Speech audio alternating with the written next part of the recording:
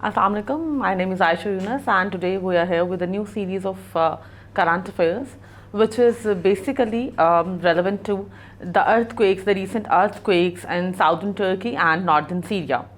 Acha, the fact is, this is the century which is known as the century of non-traditional security threats, and multiple countries are facing multi-dimensional threats and issues when it comes to the natural calamities and stuff. सो अगर Turkey और Syria की बात की जाए in the contemporary time, तो recently these two countries were hit by the very swear earthquakes, और जिसकी वजह से उनका इंफ्रास्ट्रक्चर डिटोरिएट कर गया है, उनके रोड ब्लॉकेजेस, टेलीकम्युनिकेशंस की अगर बात की जाए, इसके अलावा उनकी हेल्थ सेक्टर की अगर बात की जाए, एजुकेशन सेक्टर की बात की जाए, तो they all are being deteriorated and badly affected by the recent earthquakes. अब द फैक्ट इज़ कि इसमें हमें ना एक डिलेमा को अंडरस्टैंड करने की ज़रूरत है कि जब नेचुरल क्लामिटी होती है या फिर नॉन ट्रेडिशनल सिक्योरिटी थ्रेट होता है, तो उसका जो इम्पैक्ट होता है वो किस तरह से सीरिया और टर्की पे बहुत डिफरेंट है. Why is that so? I'll clarify on that as well, because Turkey is known as a very modern and very modern state, very developed state, equipped with a lot of machinery and technology, and they do have the capacity to tackle this very situation as well. But on the other way around, if I talk about Syria, Syria is already suffering since 2011 due to Arab Spring and stuff, और जो उनका civilian versus governmental rift चल रहा है उस वजह से, क्योंकि पिछले 2011 से लेकर 2023 तक वहाँ के लोग बशारुल असद को as head as president accept नहीं कर रहे. They want and resign from him, and definitely वो क्योंकि वो उसने रेजिग्नेशन वगैरह अपना सबमिट नहीं किया, और वो बेसिकली जो अपनी मिलिट्री पावर वगैरह है उनको अपने ही सिविलियंस पे यूटिलाइज कर रहा है to obviously maintain his very on power. इसकी वजह से जो सीरिया है वो इतना इक्विप नहीं है, टेक्नोलॉजिकली एडवांस कंट्री नहीं है, और वो ऑलरेडी बहुत ज़्यादा सफ़र कर रहे थे सिविल वॉर के आउटकम्स की वजह से. And it's like adding fuel to the fire. जो रिसेंट अर्थक्वेक्स हैं, it's they are more like that. अच्छा, एक और सिचुएशन जो यहाँ पे बहुत इंपॉर्टेंट है when it comes to the Syrian connotation, तो वो बेटा है कि वहाँ पर जो एक रिलीजियस कॉनोटेशन एग्जिस्ट कर रही है सेक्टेरियनिज्म की फॉर्म में, जो वहाँ पर शिया सुन्नी रिफ्ट एग्जिस्ट कर रहा है, जिसकी वजह से वहाँ पर सोसाइटी जो है वो डिवाइडेड ज़्यादा है बजाय ये कि यूनाइटेड होती.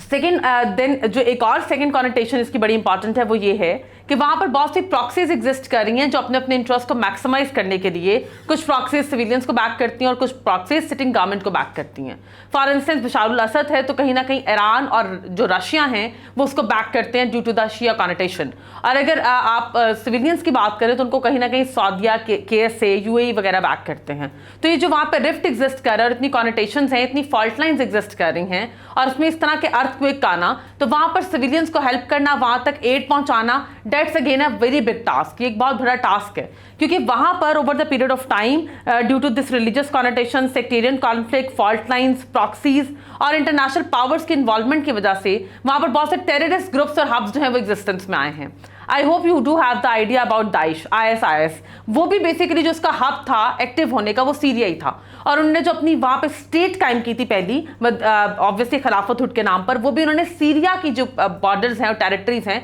उसके ऊपर बनाई थी. इसकी वजह से वहाँ पर लोगों को हेल्प करना, उनको रिहेबिलिटेट करवाना, वहाँ पर रिहेबिलिटेशन के बाद उनको अभी करंटली जो है वो सडन एड पहुँचाना, that is a very big task for obviously US aid, UK aid, Australian aid, and the list goes on like this.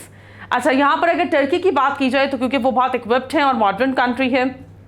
तो जो तैयब अर्दगान है उसके अगर रिसेंट स्टेटमेंट्स भी देखें तो उसने कैटेगोरिकली कहा है कि 1 ईयर तक स्टेट जो है वो कम्प्लीटली असिस्ट करेगी उन तमाम तो लोगों को which lost those who lost everything in this earthquake. उसमें उनकी हेल्थ फैसिलिटीज़ हैं, फूड और हंगर क्राइसिस की जितनी भी सिचुएशंस क्रिएट होंगी, इसके अलावा उनके जो मेडिकल का एक्सपेंस होगा, उसके बाद वहाँ पर जो स्कूल्स वगैरह को जो है वो री इंफ्रास्ट्रक्चर वगैरह में काउंट करें, अगर आप रोड्स एंड ब्रिजेस को देखें तो ये कंपनसेट करेगी स्टेट उनको. ठीक है, और इसके अलावा याद रखिएगा कि टर्की जो है वो यूरोशियन लैंड है, और टर्की ने हमेशा अपनी एक स्पेसिफिक कॉनोटेशन ट्रेड वगैरह की मेंटेन रखी हैं विद यूरोपीय यूनियन. तो डेफिनेटली उनको जो एड मिल रही है या वो जो एड रिसीव कर रहे हैं, तो उनको इस अर्थक्वेक से बाहर निकलने में या इसके रिपरकशंस को कंट्रोल करने में या डैमेज को कंट्रोल करने में बहुत असिस्टेंस मिल रही है. अलॉन्ग विद दैट उनकी अपनी स्टेट खुद इटसेल्फ बहुत इक्विप्ड है, तो उनके लिए इश्यूज उस तरह के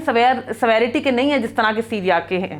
के हैं. अब ये जो मैं आपको सीरिया और टर्की की केस स्टडी कोट कर रही हूँ, इसमें जो बेसिक वन लाइनर है वो याद रखिएगा. दैट मीन्स जितनी भी नॉन ट्रेडिशनल सिक्योरिटी थ्रेट्स हैं बेटा, जितनी भी नेचुरल क्लैमिटीज हैं, अगर हम उनकी भी बात करें तो उनको हैंडल करने की कैपेसिटी डेवलप स्टेट्स की बहुत बेहतर होती है। Why is that so? Due to their infrastructure, finances, economics and skill labour. But जो अंडर डेवलपिंग स्टेट्स हैं, जो ऑलरेडी सफरर्स हैं, वो सिविल वॉर के विक्टिम्स हों, वहां पर डिसइंटीग्रेशन अगर एग्जिस्ट कर रही है, इकोनॉमिक क्राइसिस एग्जिस्ट कर रहा है, या फिर लैक ऑफ टेक्नोलॉजिकल एडवांसमेंट है, तो वो लोग वो तमाम तर कंट्रीज जो हैं वो नेचुरल क्लैमिटीज से और नॉन ट्रेडिशनल सिक्योरिटी थ्रेट्स की वजह से ज्यादा सफर करेंगे। And it's not about only for this very year, आने वाले 50 साल हों या 80 ईयर्स हों नेक्स्ट, तो उसमें यही प्रॉब्लम होगी कि जो नेचुरल क्लैमिटीज और नॉन ट्रेडिशनल सिक्योरिटी थ्रेट्स हैं, उनकी वजह से जो बर्डन आएगा आपके अंडर डेवलपिंग स्टेट्स पे, और जिस तरह के क्लाइमेट रेफ्यूजीज क्रिएट हो सकते हैं, या फिर जो आपके नेचुरल क्लैमिटीज के रेफ्यूजीज हो सकते हैं, उनको टैकल करना,